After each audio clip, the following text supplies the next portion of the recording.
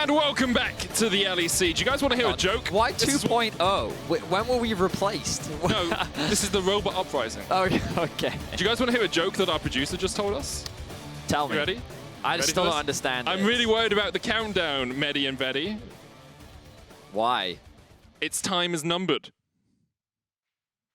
Yeah, that's the response we had as well, guys. I don't get it. Because you know how... Okay, so do I actually need to explain the joke to you? No, it's not funny, instead but I want to explain. talk about Astralis versus Rogue. Do it, okay. We don't do comedy here, Midic. We don't do comedy, it's We're true. not fun, okay? Let's focus. Rogue, right now, are statistically the best team in the league.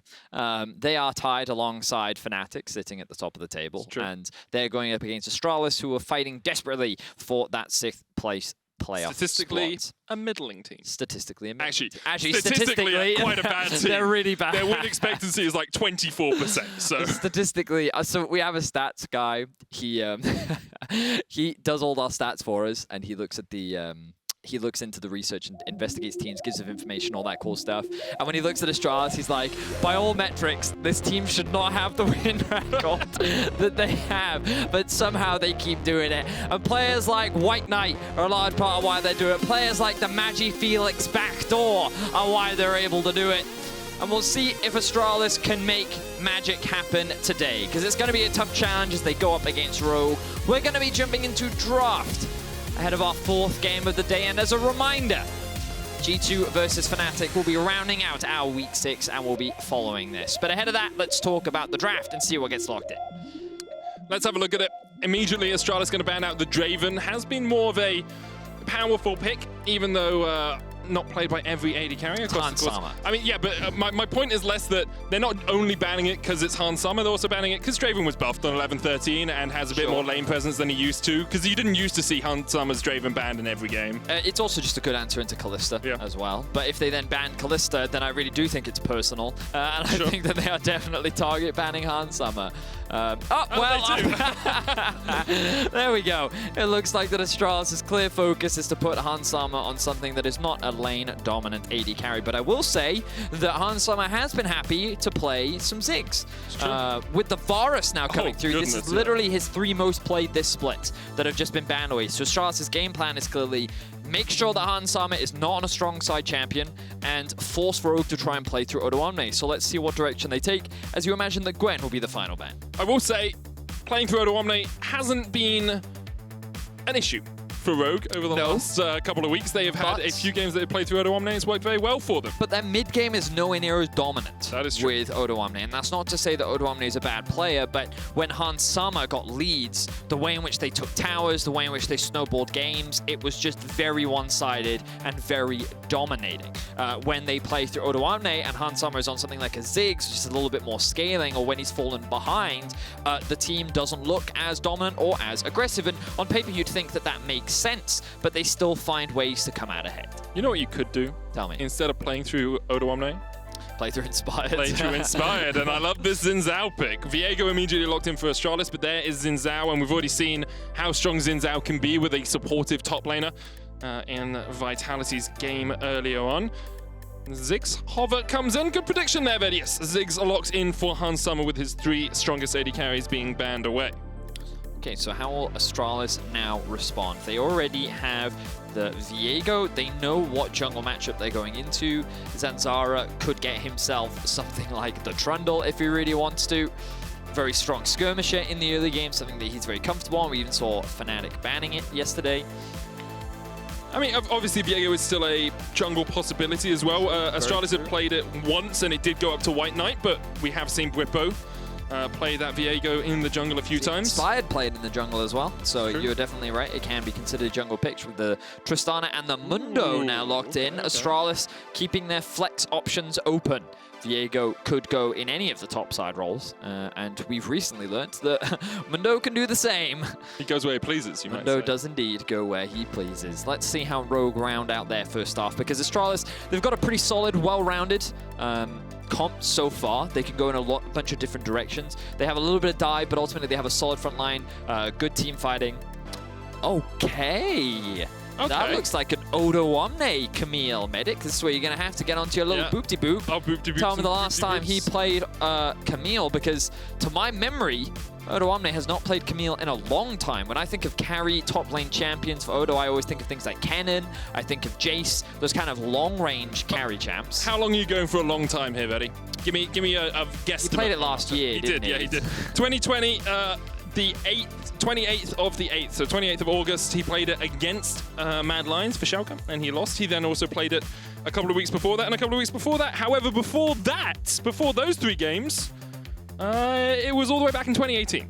So apart from the recent times he's played it, it has been a really long time. It has been. Since Odoamne played that Camille. I will say I'm interested in the Camille pick, of course. We are getting through the second stage of bans, but we'll talk a little bit more about that when we know the top matchups, because of course, we've seen how strong Mundo can be when he gets into a position where people can't DPS him down, and Camille has pretty consistent true damage DPS. Do you know what this combo is, Medic? Okay. Camille ult. Then when they try to peel the target that Camille has ulted, when they peel the Camille. XinZhao ult, okay. and then Ziggs ult. Oh. Now you put a Nautilus ultimate in there as well. We need AoE, Bard. Start it off with a Bard. No! Start it off with a Bard. This is why you don't draft, okay? No. Well, Nautilus, Orianna? Leona. Nautilus, Leona is what you're thinking. That should be, yeah. Okay, Orianna also I'll give you Leona. Like, Leona Bard, I think Nautilus isn't the AoE that you want from it. Orianna's banned, so we're not going to see any Okay, Orianna. so we'll go for Leona. Yeah. And alongside it... Nautilus can also be good. I mean, Nautilus could be good. Nautilus, Leona. Nautilus, Leona. And then we just need a mid laner with AoE. A mid laner with AoE. You could just pick Ryze. He could do Victor. No, Ryze is banned. Oh, Ryze is banned, that's true. I'm not... honestly, Vedi, I stopped looking at the bans. I'm just thinking about all the champions I know now. Alright, so we got the Leona. We got the Leona. Viego mid. No, what? You put them in the cage and then the solar player comes down as another cage. Another cage. You're not drafting anymore. No, you're not drafting. You kind of want some AD though. Actually, I guess you could go AP, fine. right? Yeah. You can do either. Okay, so the main reason why you would want AP is because you want that mixed damage profile with mid and jungle. I think that Alistar is really good here because we already talked about this combo a lot, but both Tristana and Alistar have great disengage tools. So when the Camille tries to dive on top of you, what do? You knock her out of her Hextech Ultimatum. When Xin tries to dive onto you, you knock them back. That's why you need a Viego as well to add another cage into the mix. Yeah, totally. That makes sense. Okay, so they're going to go for the Sylas here. We do know that MagiFelix is very comfortable and confident on this pick. Still yet unknown where this Mundo will be going. But I think that Astralis, they have a pretty solid team fight comp. You know, Sylas also always very flexible in the 5 versus 5. Has a lot of ultimates to be able to steal as well. Both Ziggs, Leona, really good choices. Tristana is going to scale well. Viego is going to scale very well. So overall, Astralis pretty solid in the 5 versus 5. Let's see how Rogue now responded. Larssen on Irelia? Okay, I am down. Larssen, when we think of him as a player, mages is normally what we think. He is a very powerful Ryze, Orianna, Azir. We called him the Emperor last split. Like, he is very good at control mages. And when we saw him on things like the Akali this split, he didn't have the best of performances. So now that we're getting to see him on the Irelia is very exciting. How will he perform? The very big skill matchup in the mid lane, Sylas versus Irelia, as many mid lane matchups often are. And I think that it's important when playing an Irelia that you try and get her ahead, because against champions like Trist, like Alistar, it can be very difficult to play her in the late game fights. But with the amount of crowd control that she has around her, I think that she does have good setup, and it'll be interesting to see how well it is executed. Astralis versus Rogue. Rogue going for something a little bit different here, something that we don't normally see from them, but definitely an exciting one as they go up against Astralis in our 4th game of the day. I really like this composition that kind of dive bombs onto the opposition. We saw it against Cobby a while ago as well, and we'll see if a Rogue can use it well. Rogue versus Astralis up next.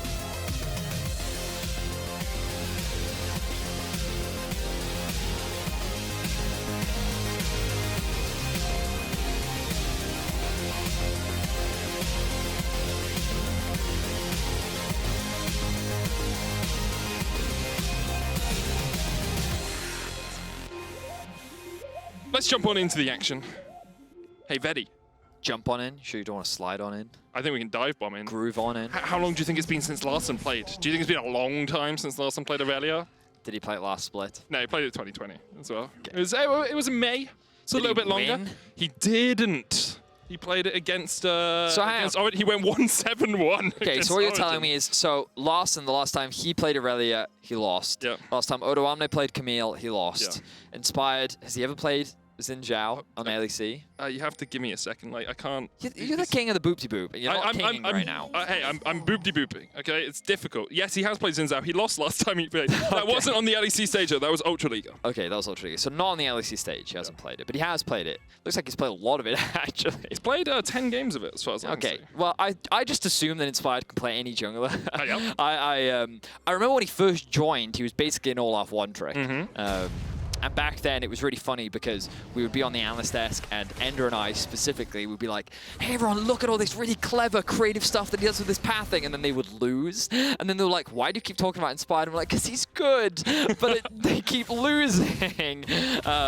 And now, he's really good, and everyone knows that he's really good. So it's great to see that he's been able to like improve as a player along with kind of develop along with Rogue, and I think that as a player he's showcased a wide array of styles. Last split it was very much about him with more of the farming kind of carry jungle meta. Now it's a little bit more about ganking, and we know that he can be very proactive around the map, and I expect him to be proactive around top side. He has started on the bot side of the map, pathing up towards the Camille as we very much expect, and Zanzarah just going to be doing the opposite via the bot side of the map. It's always very difficult to gank a Ziggs lane because of how defensive it can be, as we see Odoamne hitting that early level 2.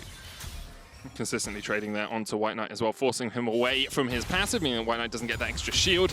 Has to wait for it to come back up. Larssen's going to walk in here, get a ward on the Razor Beaks. He's a level down on Zanzarah early on, but of course we'll be able to get to that level 3 soon, and actually seems to be winning out that mid matchup as he forced MagiFelix underneath his tower, at least getting priority, I guess is a better way to say the early matchup. Irelia is really strong in early levels, especially against melee matchups, but she also does very well into mages, and it's all because of her passive. Really big fan of Irelia. Haven't had much of a chance to play her on the new changes, but it seems that she isn't too different in the early game, and it's at this point where you can see those 4 passives now, as opposed to 5, is where she's at her strongest, because her auto attacks do so much damage. Zanzarah is eyeing up the mid lane, but I imagine that his priority will be the Scuttle Crab. What is Inspired up to? He's taking a bit of a deviation in the path. He knows that his bot lane does have prio and his mid has control as well. He's just got spotted. Okay, but how will this change the decision making from Zanzarah? He's actually going to look for a bot lane gank. Oh, okay, no, he's going to disengage from that. It seemed that Hans and Trymbi were aware that something was going on, but really clever pathing from Inspired. So we get to talk about the clever adaptations that once again Inspired makes with the information that he has. He knows where Zanzarah is on the map. He recognizes that his bot lane has prio, so rather than going for the top scuttle, he instead just immediately pivots and goes towards the bot one. So now he's already put Zanzarah behind, and just a really good awareness and clever pathing from him. And it's, as much as we do praise Inspired, and a lot of it comes down to how he's pathed, a lot of it also comes down to Rogue playing around him. You got push in the mid lane, you got push in the bot lane, you got push in the top lane, and because of that, Inspired has a much easier avenue towards these Scuttle Crabs. Well, I think the language I would use is Inspired uses what he has in the map very well. You know what I mean? Because I don't think that Hans Sama and Trymbi are pushing in their lane specifically for the purpose of allowing Inspired to go to that bot scuttle. I think that they probably took a couple of good trades, and they had information as to where Zanzarah was, thanks to the ward from Larssen, and ultimately it's a huge team effort, right? Everyone kind of feeds off each other's information, and that is what Rogue is very good at. They seem to have very good communication in the early game. They play around their early pressure, and again, I would encourage people to watch this video that Shaka has made on LEC Playbook, which highlights a lot of what Rogue do very well in the early game, as both junglers just sidestep. In Zanzarah, he's no slouch either. Will respond by stealing away the Gromp. He knows that Inspired, because he did that second Scuttle Crab, will not be back in time for the respawning of the Gromp, and so Zanzarah says, haha, sucker, I can do it too. Yeah. I actually think Inspired thought that Zanzarah had reset and gone for his own Gromp, because he even pinged it when he was recalling from the top side. And Zanzarah here will get just that one camp advantage all around. Will even out the fact that he lost those 2 early Scuttle Crabs. Across the rest of the board, though, relatively even. You can see a slight CS lead for Odoamne in the top lane, kind of to be expected. Camille into Mundo is pretty Camille favored early on. And pretty big lead in the mid lane, though. Larssen doing very well on the Irelia. And he's gone for the early Executioner's calling as well, which is very smart in this 1v1 matchup. Also really smart into Viego and into Mundo, right? Yeah, like, agreed. Mundo heals just so much, and Viego with a Conqueror fully stacked, and with his passive can absolutely regain a huge amount of HP through fights. See both the supports actually hanging out here around the mid lane. Trymbi does love roaming around. It's something you started to notice when they came in spring, kind of called it the ring the barrel style, the Damwon Kia style, right? Like, instead of using Inspired to reset lanes, you use Trymbi to do it. Instead, Inspired looks for ganks. Hexa Ultimatum and WhiteKnight, you can go where you please, but you can't get out of the Hexic Ultimatum. First blood over to Rogue. Zanzarah's looking for something in the mid lane, but Larssen still has the flash, has the flawless duet, and we'll just farm up. He does have level 6, and if he was feeling really confident. If he had Ignite, I reckon he could have 1v2'd him. But instead, he is sensible and is not me. Instead, chooses to continue farming. Good gank from Inspired, pathing up towards the top side of the map, very much as we expected, playing around Odoamne in the early game. Going to continue to extend this already big CS advantage that Odoamne has. And he didn't use his Ignite earlier, so the gank is ready to go. Zanzarah now looking for Larssen. Spectrum more there. There's the Vanguard's edge force. Duret's going to land the double stun, and of course you get resets on the blade surge. Looking for Zanzarah, but he flashes across the wall. And Zanzarah will help MagiFelix get Astralis' first kill. You could see what I mean, though, where if he had Ignite, he could 2v1. And I think that Larssen, I'm really curious as to what he flashed, because if he held on to it, that was a kill onto Zanzarah. But because he used it, I'm not quite sure what he sidestepped. I think it was the stun from Viego. I'm assuming it was that, or it was the E from MagiFelix, but I don't think that he would just flash for no reason. So I assume that he flashed out of the way to dodge something, then he went for the re-engage, but then just at the last hit, Zanzarah flashed away to safety. So Astralis are able to answer with a kill of their own. And we are actually going to get a replay of this. Thank you very much, observers. So let's have a look here. Larssen just clearing out of wards. He's not expecting Zanzarah here. But the moment Zanzarah comes, you realize, okay, I've got to go for the team fight. So he drops the ultimate, gets the ult off, flash. He flashes the E from MagiFelix. Okay. Yeah, I think that's very reasonable. Then goes to the re-engage. And you can see how close he was to actually getting that kill onto Zanzarah. If Zanzarah had not flashed out of the way, that would have been a kill. And again, it just comes back to when I said, if he had Ignite, I reckon he could have 2v1 them. And you can see, if he just had that extra bit of damage, that Viego was a free kill for him. I'm going to draw your attention to MagiFelix item choice here, Vedius. Often we see an Oblivion Orb on a Sylas early or into a Sylas early. Not often you see a Sylas go for the Bramble Vest. Now, I understand why it's happened. Three melees. You got 3 melees, you want to reduce the healing, and of course, you already talked about how much Irelia's passive builds up her auto-attack damage. She wants to auto-attack you, right? So if you get a Bramble Vest, you can get Grievous Wounds on her and make her pay for trying to get some of those auto-attacks down. It's a cute little deviation in his itemization. It really delays your spike, though. Sure. And it doesn't give you any damage. It does give your armor spikes, though. So yes, actually, you have a lot of spikes with Bramble Vest. Okay, you're delaying a 1 spike. Yes. But you have many spikes. You're correct. That is factually good job, MagiFelix. Correct. But his damage sucks, and it means that Larssen will always win in the 1 versus 1, especially given that he still has a level advantage over him. Did they also give Larssen the blue? Did I see that correctly? Yeah, they did. They actually gave him blue buff. Wow. That's crazy. When I play mid lane mages, I don't get blue buffs. The fact that he on Irelia got it. I think the big difference is Larssen is playing. Okay, good point. Good point. Good point. Once again, we're seeing Trymbi roam around the map. You'll see that promisq is a little bit behind. Going to make his way up towards the mid lane now. I think that a top lane dive could be on the cards. Good trading coming out from Odoamne, or maybe he just tries to kill him. I think WhiteKnight, because he was able to get underneath the tower, it should be fine, but he has popped the sadism now, which opens him up to a possible repeat gank. Trymbi, not yet level 6, has also reset, so it would have been inspired by himself going up here. Rift Herald available to him if he wants to put it down. Instead, Astralis will try and answer. You can see the promisq did path up towards top, though. He had the same idea that I did, which is that, hey, our top laner could be in danger here. I want to be in a position to counter gank. But unfortunately for him, he's a little bit behind on the play, which means that Trymbi is already pathing top. They have information on where promisq is, and that means that bot lane could be open to a play. The moment Irelia... Ooh, I think Irelia is actually freezing the wave rather than moving into fog. You kind of have options as a mid laner, right? You can either play for your lane or you can play for the map. And this situation, I don't think it's wrong for Larssen to play for his lane, but he's putting the wave in an awkward position so that MagiFelix is forced to overextend, so that as he tries to clear it, that both puts him at a risk of a gank, but also allows Larssen to find opportunities to actually all-in him as well. The alternative play is he just clears out the wave and then he moves into fog, and then the moment you do that, the rest of the map then starts question mark pinging, and you have to start showing respect for the potentially very strong Irelia that could be coming towards your lane. So Larssen playing a little bit more selfishly, but I think that's totally fine in this position. And he's already going up on at 10 CS a minute as well, 105 CS already, only 10.5 minutes into the game, so he's going to be very strong as this game goes on. And Rogue once again, not silently, because we've talked about how they have done it, but without too much bloodshed, without too much furore on the map, they have a 1,700 gold lead. They've already taken the first dragon of the game. They get another plate on Larssen. They have a Rift Tower to get more plates within the next couple of minutes.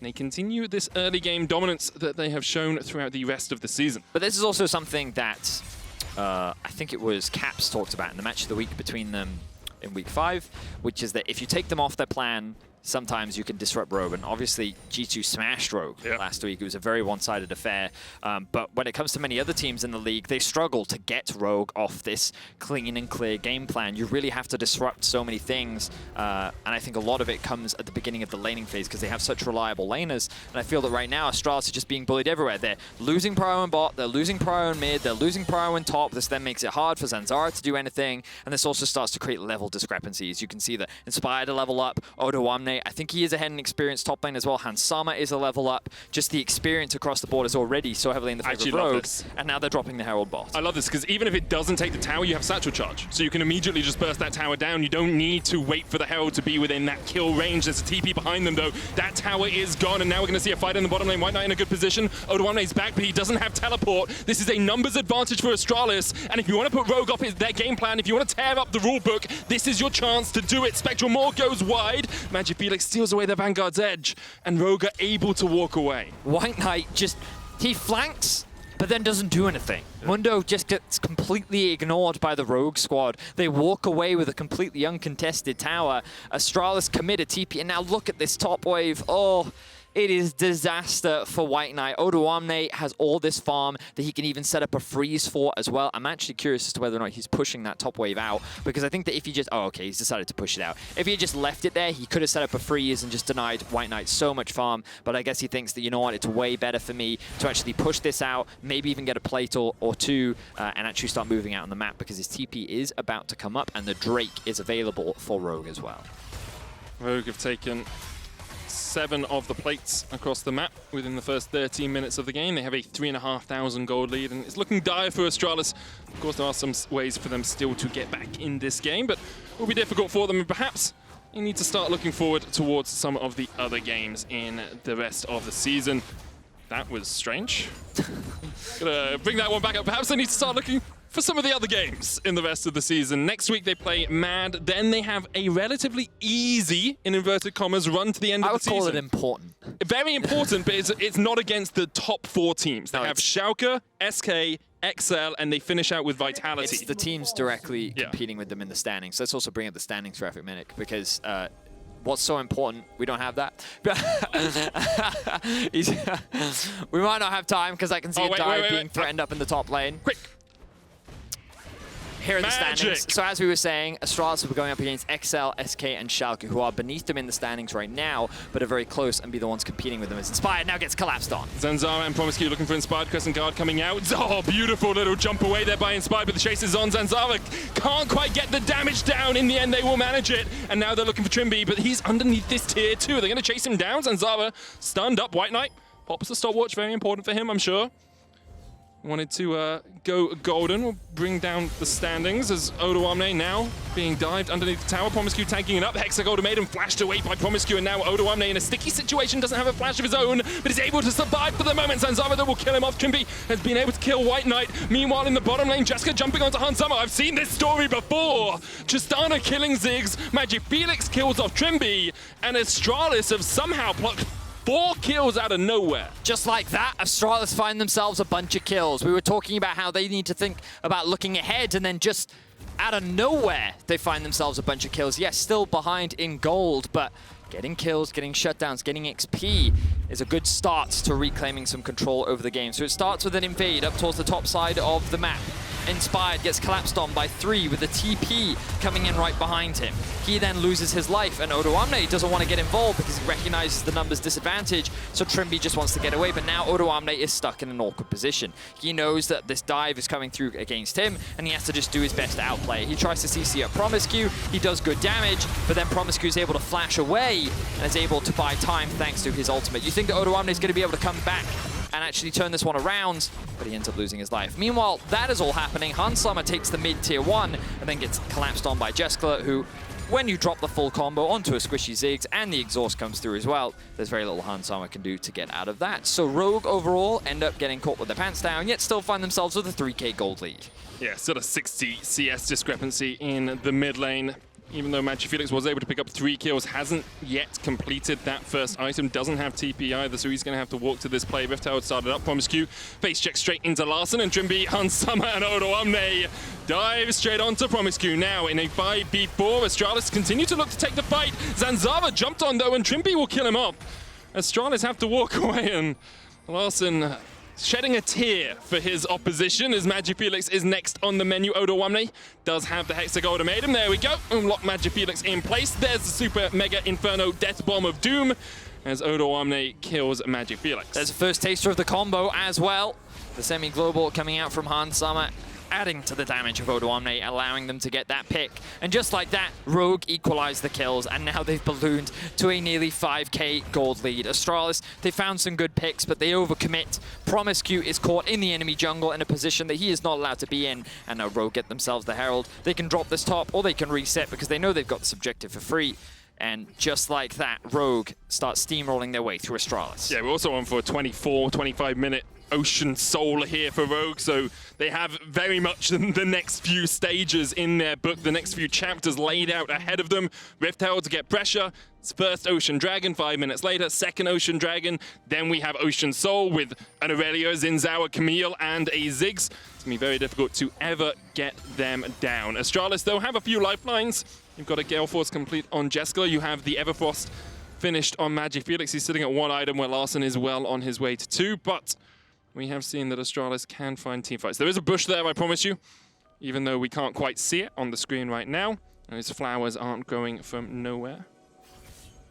Astralis just posturing around the Drake looking for a pick. They have their eyes on Odoamne right now. They don't realize that Rogue read the play. Do Rogue win a 3v4? They're trying to kill off Jeskla before he can really do anything in this fight, and he will go down. TP coming in from Summer as well. 2 for 1 in favor of Rogue right now, and Larssen is on his way as well. MagiFelix can't join the fight.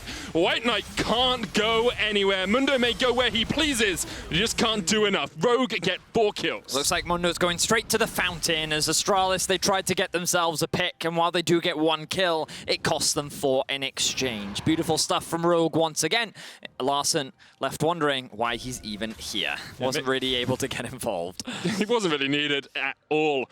Maybe Mundo going to find Nemo from last game. Really? Well, Still going to bring that up. All right, then. So here we see the initial 3 versus 4. Zanzarah sidesteps, but he just opens up Jeskla to get chain CC'd. Both Trymbi and Inspired dive onto him. They get that initial execute. Summer then TP's in. And with Zanzarah not being able to get the reset that he needs, it just becomes a cleanup for Rogue. Well played by them. They just don't have the damage unless they have the Sylas with them as well. And yeah, now Rogue, just 19 minutes. That gold gap just keeps going up. Every time you look at it, Rogue somehow find themselves like an extra 1 to 2k gold advantage. Just absolute domination from the top team. And this is what you've come to expect. It's interesting because when I saw this thread on Reddit, which was about, of these 4 teams, Mad, G2, Rogue, Fnatic, only 3 of them can make it to Worlds. One of them won't make it. And obviously, right, like, Misfits is still, right now, in a great position to still contest one of those spots. True. But I thought it was really fascinating how there were a lot of comments saying that, like, they don't think Rogue will make it. Like, Rogue is very consistent, but, you know, there's this idea that, like, you know, they haven't actually really performed when it matters most. You think back to the final, some people said that they choked, you know? Like, that was a game that you could make an argument they should have won. That they didn't execute well and they get punished, right? They made that argument. Summer makes that argument, yeah, right? He right. said, it was my trophy. Yeah, and then when we saw them at Worlds last year, obviously a slightly different roster to the one they have now, but they didn't perform anywhere near the level. We were really excited to see Larssen as Red Buff. Gross. Oh my... he's a wizard now. Yeah. I don't know if you missed him becoming a wizard. Jeez, okay. Well, that's Jesk's... Sorry, just threw up in my mouth a little. That was... Okay, as I was saying, yeah, I think I understand where some of the fan doubt comes from, because they look so consistent. But it's crazy as well, because then one of the counter arguments was like, they beat G2 really convincingly in the best of 5s, and you should have confidence in this team. And I'm really excited to see as we get closer and closer to the playoffs, because they look like a top team as Odoamne is getting picked off. Odoamne trying to get away from MagiFelix and promisq here. The Hexagon Automaton being used, but are you stuck in here with Odo, or is he stuck in here with you? They managed to get the shutdown. Larssen now in a 1v4. Jeskla coming in from the side as well. Larssen takes down 1, takes down 2. Inspire's going to join his mid laner, and they're looking for more, but Larssen just gets killed off. Zanzarah joins the fray, but there's a great trade here for Astralis. 3 for 2 in their favor. Ends up being, as you rightly said, a 3 for 2 in the favor of Astralis. Much needed picks and good shutdowns going into their back pocket as well. Every time I start saying nice things about Rogue, Astralis then suddenly win a team fight. And they do it very well. It's just a good punish here onto Odo. Nice use of the teleport from MagiFelix. They have all 4 members already in the top side, and the flank from promisq completely prevents Odoamne from doing anything, because he does not have the flash, and the Hextech ultimatum gets stolen away. But very little that Odoamne can do to escape. And then Larssen dives in, 1 versus 4. He gets that initial kill onto Jeskla, and then he tries to get the execute onto promisq, but doesn't quite have enough damage. The auto attack is enough. But the rest of the team isn't here to follow through. No Ziggs, no Leona, which means that Inspired in a 1 versus 3, especially when Zanzarah now being Irelia, it was not quite enough, which means that Rogue falls short in the kills. Okay, I'm sorry, you need to chill out, mate. Give us a click on that cooldown, Vedi. What's Hansamah's Mega Inferno Bomb cooldown? It has a 73 second. That's pretty short. That's pretty short for the amount of damage that it seems to be putting out. I mean, yeah, he's a fully fledged wizard. Like, wizard bombs are probably the most terrifying bombs. Don't. I just made the comment, you can move on. As a caster, I think F-bombs are more terrifying than wizard bombs. Wizard bombs don't make me lose my job. I've never dropped one. Really? I've dropped one once. It was because Gragas was trying to gank a Heimerdinger and he put down a turret. I'm like, what's the Gragas meant to do? Just put down the turret in front of the body slam. That was the Dracos famous one as well. Oh, that was a great cast. Yeah. Perhaps we'll have a moment. No, we won't. We won't. Kevin, we won't. Kevin, no, we won't. Sorry, Kevin.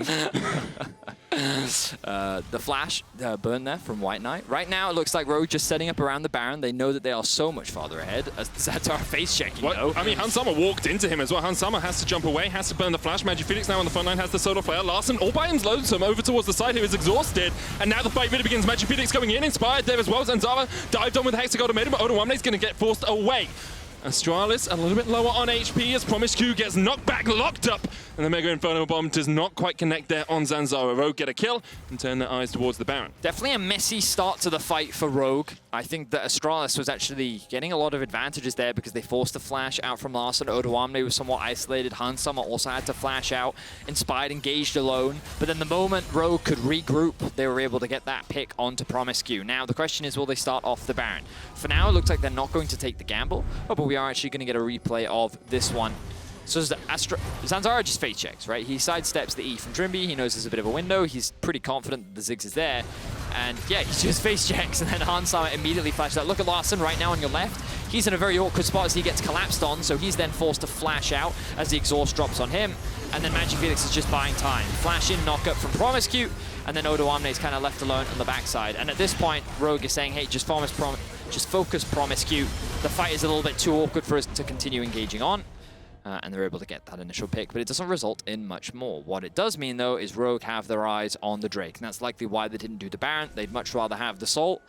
And Astralis sitting in the fog of war all around Rogue. Don't realize they're surrounded, but they will see now WhiteKnight as he begins to engage. I mean, last time promisq had a flank like this, Astralis were able to win the fight. He's going to Hex Flash here. They don't have a ward. They don't have a ward. promisq's in the perfect position. Straight onto Larssen, knocks him back.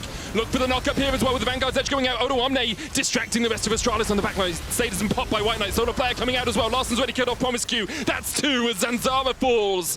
And although the flank was almost perfect, they were 10,000 gold behind when it started. And they'll be even more behind when it ends. WhiteKnight's a businessman doing business, but his business is more of a eulogy now as he falls and Rogue get a clean ace. 5 for 0 is the kill score for Rogue as they absolutely dominate Astralis. I liked the flank idea from promisq, but unfortunately the damage in the follow-up was not enough. Rogue clean sweep Astralis off the map. They get themselves the Ocean Soul. Let's have a look back at how this one plays out. So promisq with a really good flank. Does he actually get spotted here?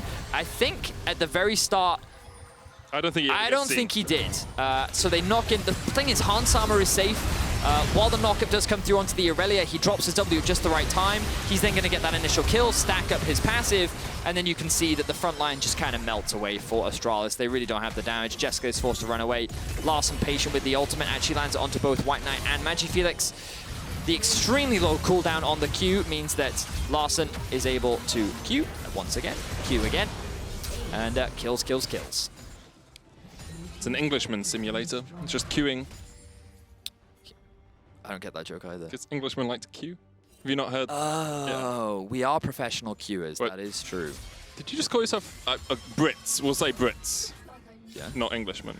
Because you're not an Englishman. True. Yeah, Brits. Brits is what I meant. Because even in Wales, we queue. That's true. And if you've ever gone to England, there are queues everywhere, so you have to be trained in it. That's true, yeah. It's one of those expectations of British society. Rogue now, though, in a very strong position to take this Baron. 12,000 gold ahead. It's a typical Rogue game, and we have seen a few signs of life from Astralis. You know, we've seen some good flanks if they weren't so far behind against one of those teams that we talked about earlier. You know, the Schalkers, the SKs, the XLs that they're going to face in the coming weeks. Perhaps those are the sort of plays that can get them back into a game. But against Rogue, when you are this far behind, when you're an Ocean Drake down, when your enemy is just one of the best teams in the league right now, becomes a little bit more tricky. It certainly does. Rogue, coming off a confident 2-0 week, will maintain that first place. Next week, they go up against Fnatic. That's true. That's going to be a big one. A really big one. Fnatic and Mad. And Mad, yeah. So two very big matchups. Their rivalry against Mad Lions, they did get the better of their counterparts last time they faced. I forget what happened in the Fnatic game. I think that they did lose to Fnatic the last time they played. Well, I'm just... Yes, I believe they did as well. As Tower goes down, huge fight happening, as you say, but it's Odoamne and Trymbi versus the world, and promisq's the first to die. Trymbi will fall as well. Zanzarah steals away the solar flare. The backline, okay. But yeah, Zanzarah's on a killing spree, and Zanzarah is on his lonesome. Odoamne chasing WhiteKnight and MagiFelix towards the Baron pit. Larssen's going to join them. Zanzarah tries to get away, but Inspired will chase him down. And WhiteKnight, I'm sorry, you got to be put on call waiting right now. Larssen takes him out. 21 kills to 10. Rogue are going to close this one out. A great performance by Rogue, some signs of life from Astralis, but not enough to take down our spring finalists. Rogue with a convincing win here against Astralis. They're going to take their time. They're going to look to pad the stats just a little bit more. Zanzarah. He increases DPM. Ziggs is well known for high damage a minute. He certainly is. MagiFelix trying to answer back just a little bit. The minions slowly doing work. Hang on. What are we having? Are they going to end the game? The game will end. They will now end the game. Yeah. 50 gold for Larssen as he rounds things out. Rogue having a bit of fun. And a pretty straightforward week for Rogue. Nothing really to discuss. And it sets them up nicely for their rematch against both Fnatic and Mad next week. They can solidify their top spot. They can look to control first place in the league. And it's going to be an exciting one for sure. I did have a look back. Rogue lost the last time they played Fnatic. It was day 3, week 1. And of course, that does change things when you look towards positioning at the end. Tiebreakers can be broken by head-to-head, so Rogue will want to take a win against Fnatic. Rogue lost both games to G2 last split, and they were tied at the end of the split, and then G2 got first seed. So yeah, it definitely can have a pretty big impact. That didn't work for G2 though. It didn't work out for G2. Yeah, thinking about when Rogue was also then first seed at their end of the regular season, it didn't work out for them either. Obviously, first seed is cursed here in the regular season in the LEC. But if you want to vote for one of your key player of the games at LEC on Twitter, it's Ender's favorite, Odoamne, Zanzarah, or Trymbi as your options. It was just such a team game. That's the thing. I'd actually give it to Larssen, probably, personally. I don't know. He didn't really do much, if I'm being really honest. He did some stuff, you know, and he's he not had a good lane, but yeah. The thing is, by picking someone who's not on there, you don't set yourself up for any failures. After the break, Laure will speak with Inspired, and then the matchup you've all been waiting for as arch rivals G2 Esports and Fnatic face off in our match of the week.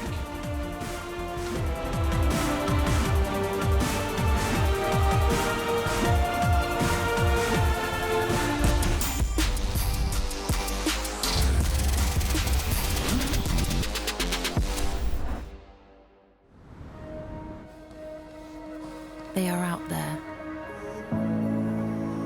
waiting to be discovered. Some of them are big, And some of them are small. But that's the thing with ideas. They don't just come to you. To find them, you have to move. Kia, movement that inspires.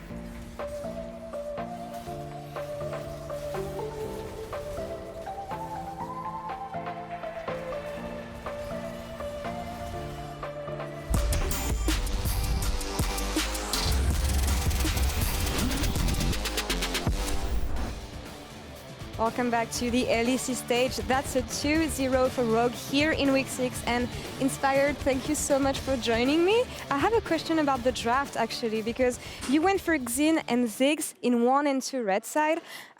So you ended up having triple AD on top, mid and jungle.